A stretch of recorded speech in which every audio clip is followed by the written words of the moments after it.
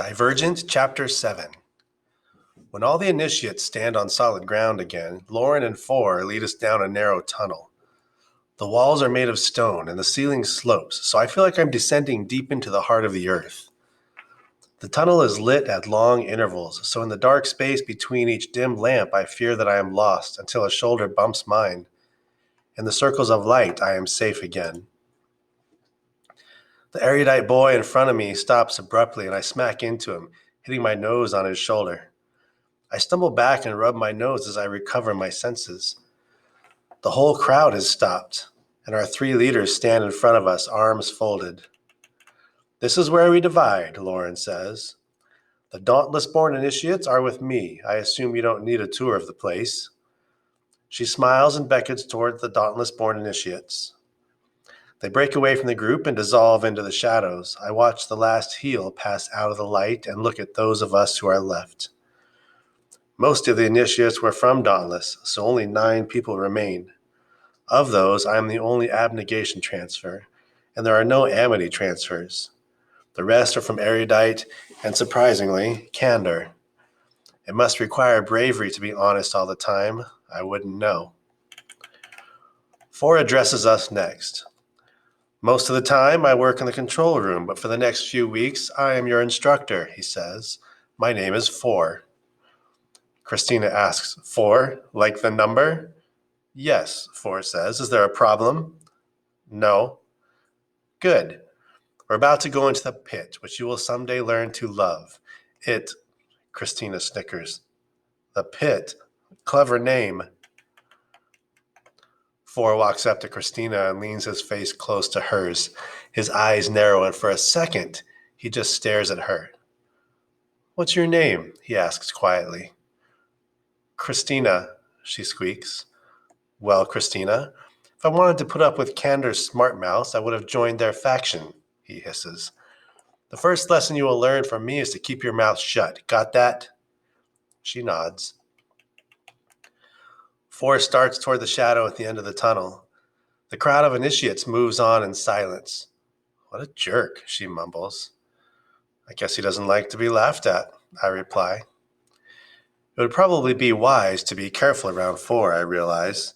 He seemed placid to me on the platform, but something about that stillness makes me wary now.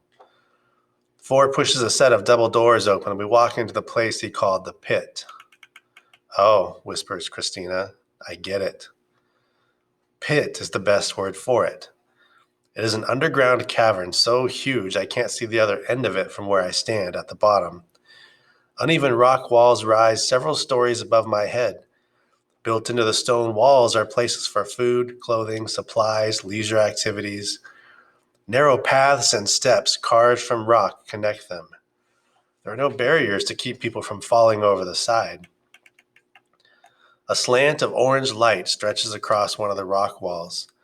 Forming the roof of the pit are panes of glass, and above them, a building that lets in sunlight.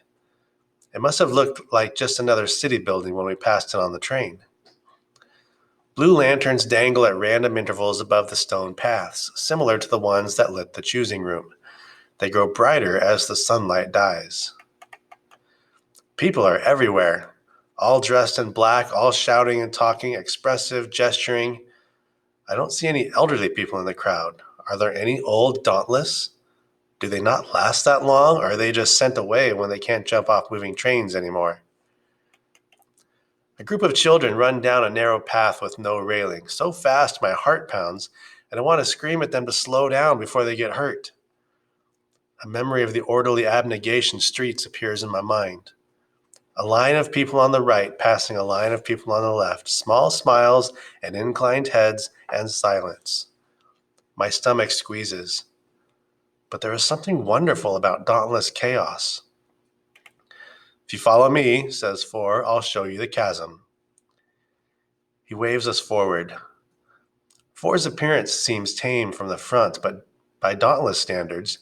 But when he turns around, I see a tattoo peeking out from the collar of his t-shirt. He leads us to the right side of the pit, which is conspicuously dark. I squint and see that the floor I stand on now ends at an iron barrier. As we approach the railing, I hear a roar. Water. fast-moving water crashing against rocks. I look over the side. The floor drops off at a sharp angle, and several stories below us is a river. Gushing water strikes the wall beneath me and sprays upward. To my left, the water is calmer, but to my right, it is white, battling with rock. The chasm reminds us that there is a fine line between bravery and idiocy, Four shouts. A daredevil jump off this ledge will end your life. It has happened before, and it will happen again. You've been warned. This is incredible, says Christina, as we all move away from the railing. Incredible is the word, I say, nodding. Four leads the group of initiates across the pit toward a gaping hole in the wall. The room beyond is well lit enough that I can see where we're going. A dining hall full of people and clattering silverware. When we walk in, the Dauntless inside stand. They applaud. They stamp their feet. They shout. The noise surrounds me and fills me. Christina smiles, and a second later, so do I. We look for empty seats. Christina and I discover a mostly empty table at the side of the room, and I find myself sitting between her and Four. In the center of the table is a platter of food I don't recognize. Circular pieces of meat wedged between round bread slices. I pinch one between my fingers, unsure what to make of it. Four nudges me with his elbow. It's beef, he says. Put this on it. He passes me a small bowl full of red sauce. You've never had a hamburger before? Asks Christina, her eyes wide. No, I say. Is that what it's called? Stiff's eaten plain food, Four says, nodding at Christina. Why? She asks. I shrug. Extravagance is considered self-indulgent and unnecessary. She smirks. No wonder you left. Yeah, I say, rolling my eyes. It was just because of the food. The corner of Four's mouth twitches. The doors to the cafeteria open and a hush falls over the room. I look over my shoulder. A young man walks in and is quiet enough that I can hear his footsteps. His face is pierced in so many places I lose count, and his hair is long, dark, and greasy.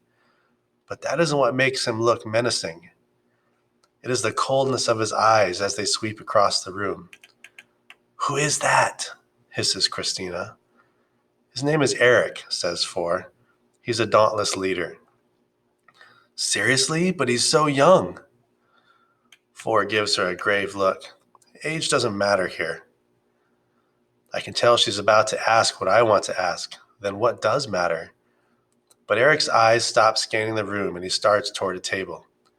He starts toward our table and drops into the seat next to Four. He offers no greeting, so neither do we. Well, aren't you going to introduce me? He asks, nodding to Christina and me. Four says, this is Triss and Christina. Ooh, a stiff, says Eric, smirking at me. His smile pulls at the piercings in his lips, making the holes they occupy wider, and I wince. We'll see how long you last. I mean to say something, to assure him that I will last, maybe, but words fail me. I don't understand why, but I don't want Eric to look at me any longer than he already has. I don't want him to look at me ever again. He taps his finger against the table. His knuckles are scabbed over right where they would split if he punched something too hard. What have you been doing lately, Four? He asks. Four lifts a shoulder. Nothing really, he says. Are they friends? My eyes flick between Eric and Four. Everything Eric did, sitting here asking about Four, suggests that they are. But the way Four sits, tense as pulled wire, suggests there is something else. Rivals, maybe? But how could that be if Eric is a leader and Four is not? Max tells me he keeps trying to meet with you and you don't show up, Eric says. He requested that I find out what's going on with you. Four looks at Eric for a few seconds before saying, tell him that I am satisfied with the position I currently hold. So he wants to give you a job? The rings in Eric's eyebrow catch the light. Maybe Eric perceives Four as a potential threat to his position. My father says that those who want power and get it live in terror of losing it. That's why we have to give power to those who do not want it. So it would seem, 4 says. And you aren't interested. I haven't been interested for 2 years. Well, says Eric, let's hope he gets the point then. He claps 4 on the shoulder, a little too hard, and gets up. When he walks away, I slouch immediately. I had not realized that I was so tense. Are you two friends? I say, unable to contain my curiosity. We were in the same initiate class, he says. He transferred from erudite. All thoughts of being careful around 4 leave me. Were you a transfer too? I thought I would only have trouble with the candor asking too many questions, he says coldly. Now I've got stiffs too. It must be because you're so approachable, I say flatly. You know, like a bed of nails. He stares at me and I don't look away. He isn't a dog, but the same rules apply. Looking away is submissive. Looking him in the eye is a challenge. It's my choice. Heat rushes to my cheeks. What will happen when this tension breaks? But he just says, careful, Tris. My stomach drops like I just swallowed a stone. A Dauntless member at another table calls out for his name, and I turn to Christina. She raises both eyebrows. What? I ask. I'm developing a theory. And it is? She picks up her hamburger, grins, and says that you have a death wish. After dinner, Ford disappears without a word. Eric leads us down a series of hallways without telling us where we're going. I don't know why a Dauntless leader would be responsible for a group of initiates, but maybe it is just for tonight. At the end of each hallway is a blue lamp, but between them it's dark, and I have to be careful not to stumble over uneven ground. Christina walks beside me in silence. No one told us to be quiet, but none of us speak. Eric stops in front of a wooden door and folds his arms. We gather around him. For those of you who don't know, my name is Eric, he says. I'm one of the 5 leaders of the Dauntless. We take the initiation process very seriously here, so I volunteered to oversee most of your training. The thought makes me nauseous. The idea that a Dauntless leader will oversee our initiation is bad enough, but the fact that it's Eric makes it seem even worse. Some ground rules, he says. You have to be in the training room by 8 o'clock every day. Training takes place every day from 8 to 6 with a break for lunch. You are free to do whatever you like after 6. You will also get some time off between each stage of initiation. The phrase, do whatever you like, sticks in my mind. At home, I could never do what I wanted, not even for an evening. I had to think of other people's needs first. I don't even know what I like to do. You are permitted to leave the compound when accompanied by a Dauntless, Eric adds. Behind this door is the room where you'll be sleeping for the next few weeks. You will notice that there are 10 beds and only 9 of you. We anticipated that a higher proportion of you would make it this far. But we started with 12, protests Christina. I close my eyes and wait for the reprimand. She needs to learn to stay quiet. There's always at least one transfer who doesn't make it to the compound, says Eric, picking at his clutches, his cuticles. He shrugs. Anyway, in the first stage of initiation, we keep transfers and Dauntless-born initiates separate. But that doesn't mean you are evaluated separately. At the end of initiation, your rankings will be determined in comparison with the Dauntless-born initiates. And they are better than you already, so I expect rankings? Asks the mousy-haired erudite girl to my right. Why are we ranked? Eric smiles, and in the blue light, his smile looks wicked, like it was cut into his face with a knife. Your ranking serves 2 purposes, he says. The first is that it determines the order in which you will select a job after initiation. There are only a few desirable positions available. My stomach tightens. I know by looking at his smile, like I knew the second I entered the aptitude test room, that something bad is about to happen. The second purpose, he says, is that only the top 10 initiates are made members. Pain stabs my stomach. We all stand still as statues, and then Christina says, What? There are 11 Dauntless-borns and 9 of you, Eric continues. 4 initiates will be cut at the end of stage 1. The remainder will be cut after the final test. That means that even if we make it through each stage of initiation, 6 initiates will not be members. I see Christina look at me from the corner of my eye, but I can't look back at her. My eyes are fixed on Eric and will not move. My odds as the smallest initiate, as the only abnegation transfer, are not good. What do we do if we're cut? Peter says. You leave the Dauntless compound, says Eric indifferently, and live factionless. The mousy-haired girl clamps her hand over her mouth and stifles a sob. I remember the factionless man with the gray teeth snatching the bag of apples from my hands, his dull, staring eyes. But instead of crying like the erudite girl, I feel colder, harder. I will be a member. I will. But that's not fair, the broad-shouldered, candid girl. Molly says. Even though she sounds angry, she looks terrified. If we had known... Are you saying that if you had known this before the choosing ceremony, you wouldn't have chosen Dauntless? Eric snaps. Because if that's the case, you should get out now.